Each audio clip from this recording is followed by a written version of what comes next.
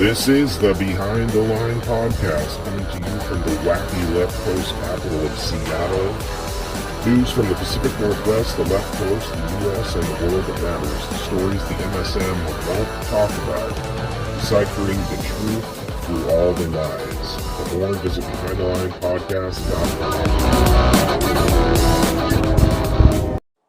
Something to keep an eye on here in Washington. Washington health officials are investigating the state's first known outbreak of Candida auris. This is the deadly fungal disease that cropped up during the pandemic. This is after at least 5 cases were confirmed among patients at Kindred Hospital, Seattle, First Hill.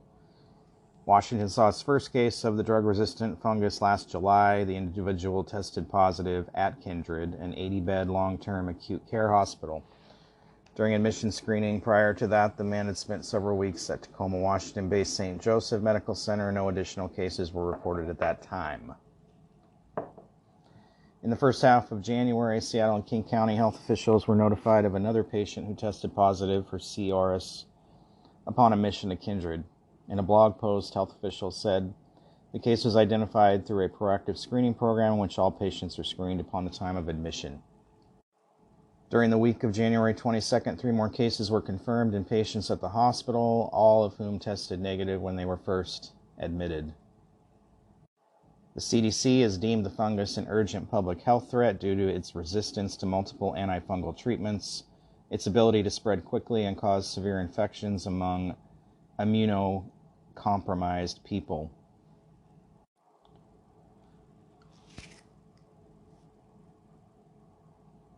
The fungus was first reported in the United States in 2016 and was responsible for a 200% jump in infections between 2019 and 2021, the New York Times reported last year. It's particularly concerning because it is resistant to common antifungal medications.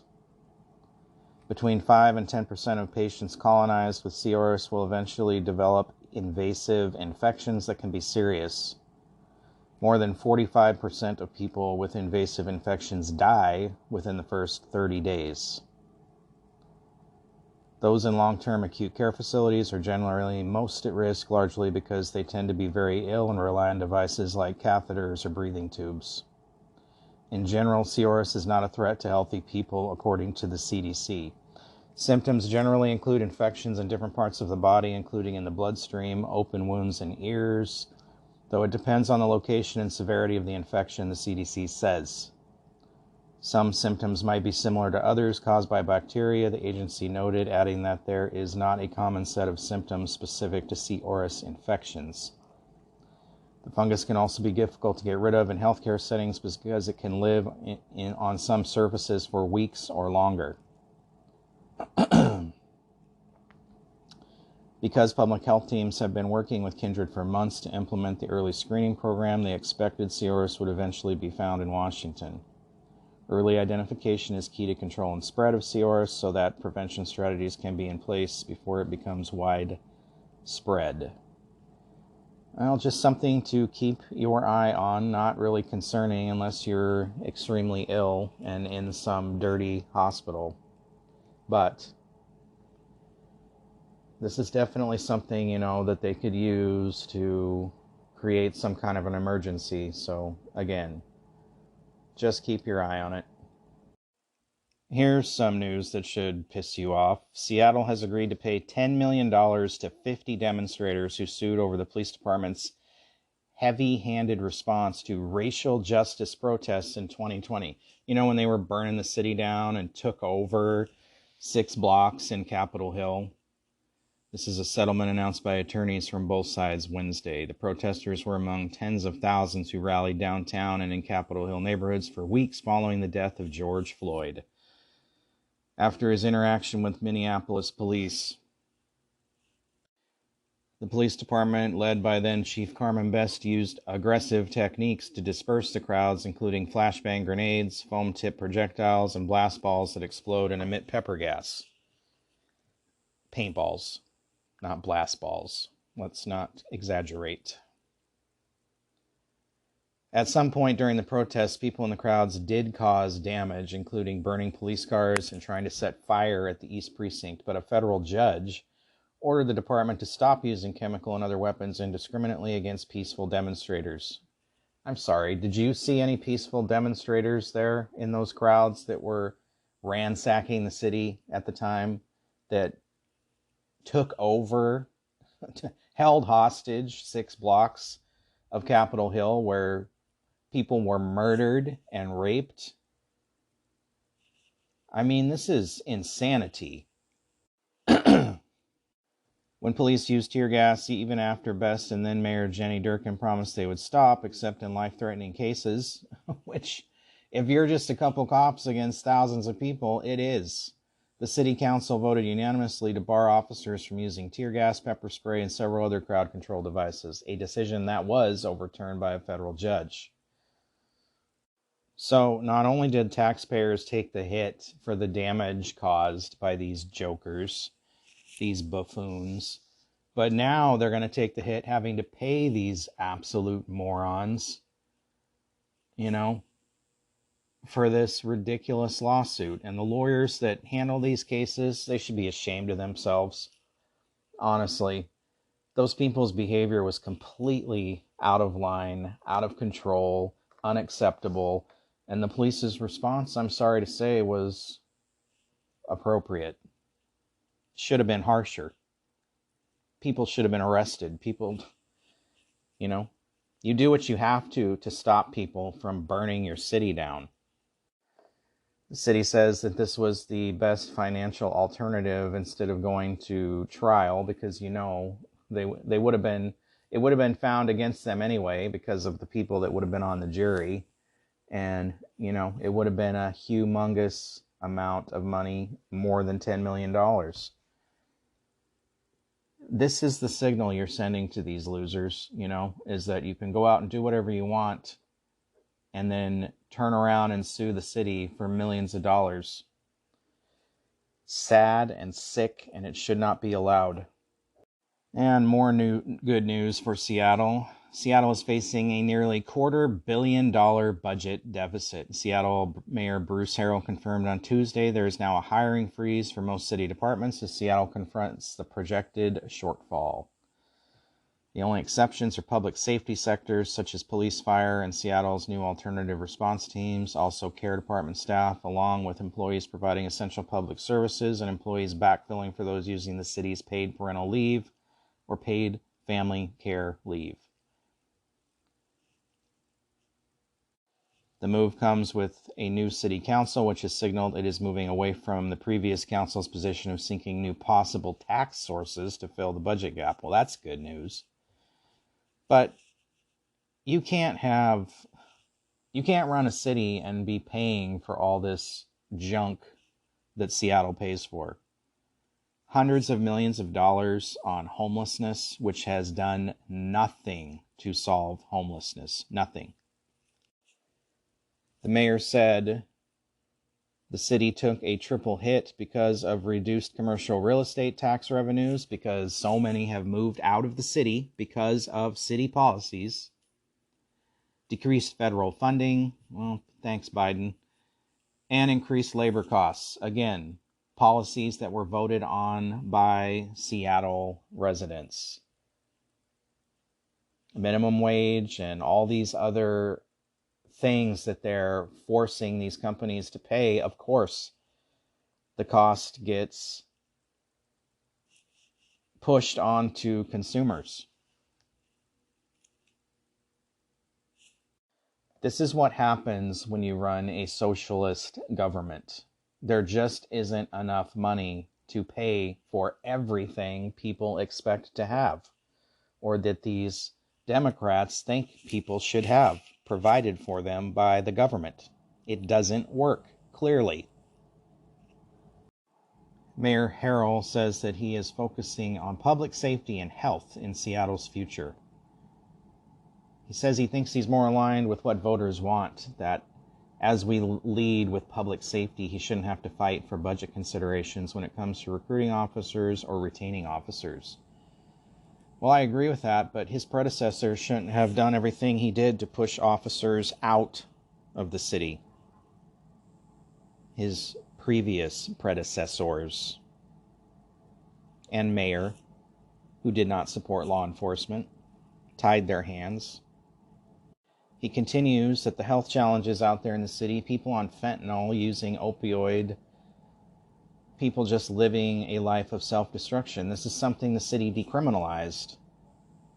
You have the health department instructing people how to use drugs and giving out needles and instructions and everything else. It's allowed open drug use in the city. This has been perpetuated by city policies. He goes on to say gun safety is governed by the state and not the city. The city cannot control gun laws. It cannot prohibit anyone from coming into the city or being in a rec center or park with a gun. I want to, so I'm urging our state legislatures and our federal legislators to give me, as mayor, that discretion. I do not have the ability to stop people bringing in unlawful guns, people misusing guns in the way that they are, and it's atrocious. Do you think if you make a law that says they can't bring guns into a park or a rec center or the city in general, that's going to stop unlawful guns, people misusing guns? Are you this naive? I still don't understand this argument. Criminals don't follow your laws. They don't pay attention to your gun-free zone signs that you put up. This is a law that only affects law-abiding people who have a right to protect themselves from all these lunatics that you've allowed to be on the streets of your city. It's hard to understand how these liberal lunatics can look around and wonder why things are the way they are, when it is a direct result from their own crazy policies that they've enacted and the behavior that they've allowed to occur over the last, in Seattle, 10, 15, 20 years. It's just gotten progressively worse and worse and worse. At what point do you realize that your approach isn't working? Moving on to Portland, where things aren't any better. Oregon leaders have declared a 90-day state of emergency in Portland to battle the city's debilitating fentanyl crisis 3 years after decriminalizing possession of all drugs. I wonder why you have a fentanyl crisis now. Could it be because you decriminalized drugs? Doesn't seem like it's that hard to put together, does it? Governor Tina Kotek, Portland Mayor Ted Wheeler, and Multnomah County Chair Jessica Vega Peterson made the declaration of directing their agencies to work with first responders in connecting people addicted to the synthetic opioid with resources including drug treatment programs and to crack down on drug sales. Fentanyl addicts who interact with first responders in Portland's downtown in the next 90 days will be triaged by this new command center. Staff can connect people with various resources from a bed in a drug treatment center to meeting with behavioral health clinician to help with registering for food stamps. The effort also extends the Portland Police Bureau's partnership with Oregon State Police to jointly patrol downtown streets for fentanyl sales. It additionally kicks off information campaigns centered on drug use prevention and recovery programs across the region. I'm sure those people on the streets will really benefit from your information campaign. The county will expand outreach and training on how to administer Narcan, an overdose reversal drug. Yes, your Respawn drug that, like I've talked about in the past, if anybody had any idea, if the general population had any idea of how many people every day are respawned from taking Narcan, you would be shocked. I mean, shocked. I know of people who have been Narcaned 2 or 3 times in one day. You are dead when you get Narcan. Dead. And it brings you back to life. Magically. And then most of these people don't even go to the hospital. They just walk away and continue on their day. No concept about the seriousness of this. If it wasn't for Narcan, there's already hundreds of thousands of people across the U.S. dying from fentanyl. 300 people a day, 350 people a day, hundreds of thousands a year. If the people who were saved from by Narcan, with Narcan, died, you'd probably have millions of people dying from this, literally. And where is all this fentanyl coming from?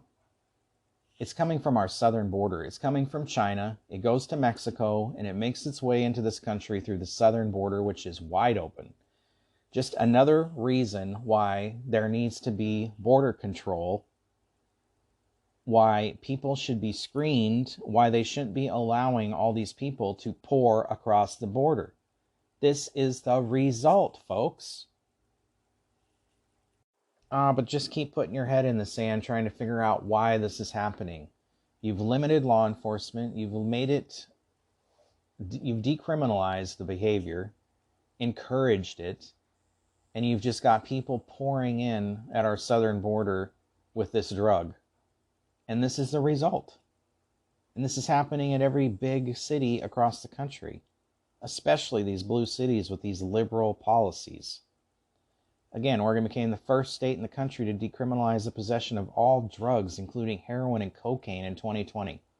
But you can't figure this out, can you? Can't put it all together.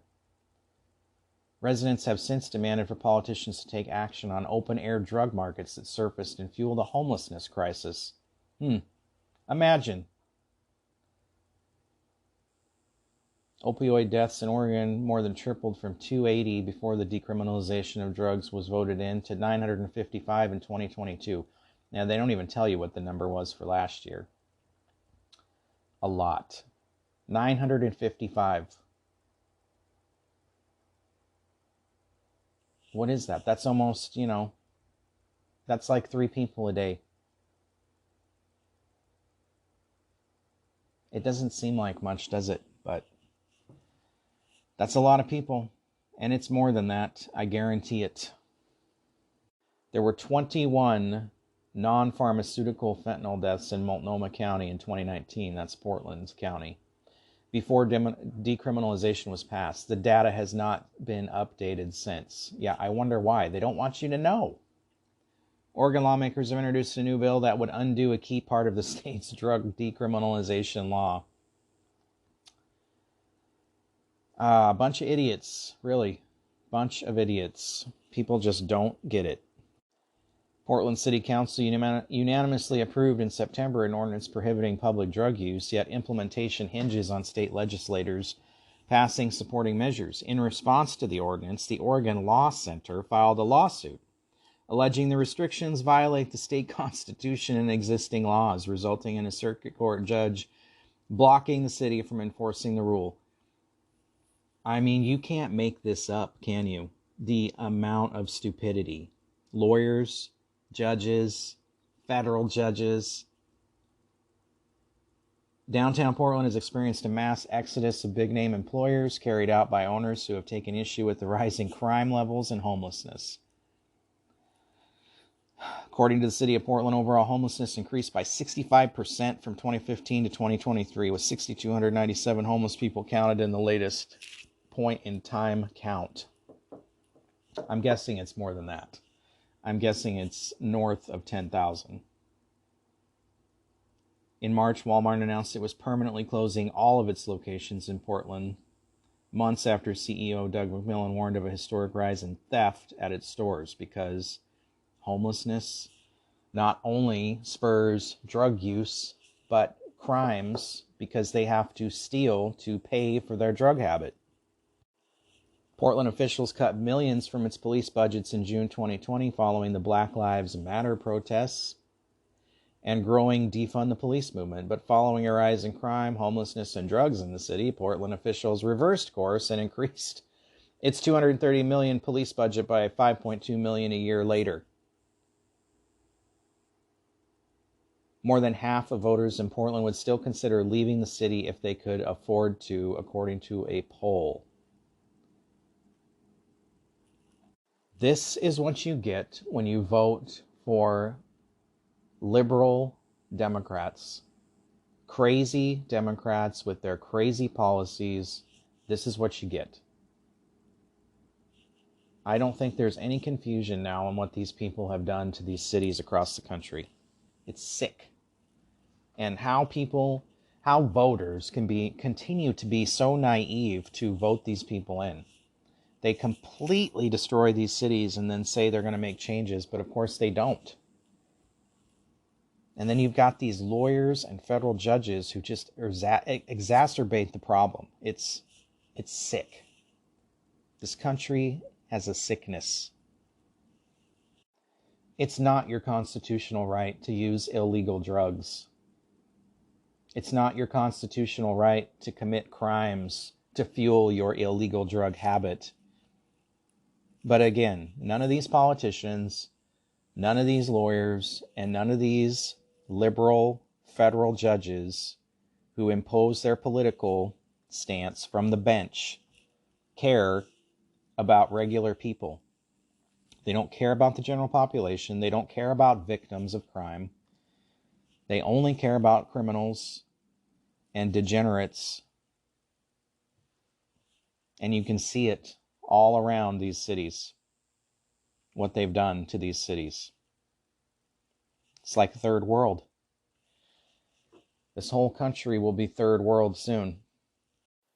Here's some good news. If you live in California, a federal judge has blocked California from enforcing state laws requiring people to undergo background checks when they buy ammunition, calling them unconstitutional. In a decision, no kidding. In a decision made public on Wednesday, U.S. District Judge Roger Benitez in San Diego said the laws have no historical pedigree and violate the Second Amendment's right for citizens to keep and bear arms. Thank you. Finally, surprisingly, a judge in California that upholds the Constitution. That is amazing, and that's good news for us in Washington because they're trying to pull this garbage here too. So hopefully that sets precedence that that's not going to fly. But, of course, we can't talk about California without talking about the stupidity that exists there as well. California Governor Gavin Newsom is pledging to fast-track more than half a dozen projects by the end of his term to remove or bypass dams that have blocked salmon from returning to the state's chilly mountain streams, and acting as the keystone of a complex ecosystem that sustains both economies and spiritual beliefs for tribes. What's that going to do to your electric situation in California? Because they're already short on electric. Of course, they're another one of these states, like all the West Coast states, forcing people to electric, banning every other source of electricity or heat, natural gas. They want everybody driving electric cars. They don't have the capacity. California is already short on electricity, having to import it from other states. And now they're going to tear down dams for spiritual beliefs for salmon. Build some salmon ladders because they work just fine. You can't tear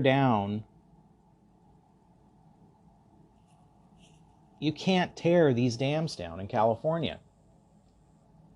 They're short on electricity. They have a water shortage crisis as well. So what are you you're going to get rid of these reservoirs that provide drinking water? This is more insanity from these liberal loonies. There are ways to get fish through the dam without having to remove the dam. But it's all about feelings with these people. Everything revolves around feelings, not reality, not what's needed for people to survive. Of course, the insane environmentalists say this doesn't go far enough. Of course, the environmentalists say that this is smoke and mirrors and will do little to give fish what they really need, which is more water in states' rivers. And they're seeking changes to how much water farmers can take from rivers and streams. Yeah. The California farming situation, also critical. Also very short on water. Now you're going to take more. You want to take more from them? People need food, you know? Like, humans need to have food to survive. And a lot of food is or was grown in California for the entire United States.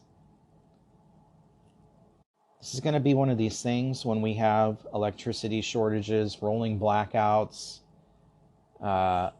food shortages. People are going to look around and say, what happened? Why did this happen? I don't understand.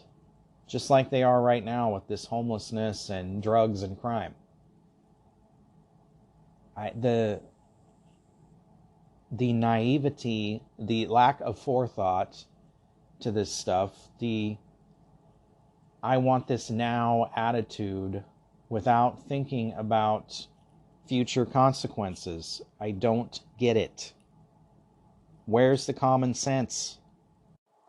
California spent $800 million in recent years for projects that return some creeks and streams to their natural state so salmon can live there. Their natural state? How were they changed from anything other than natural, unless they were done, this kind of thinking is leading us down a dark road.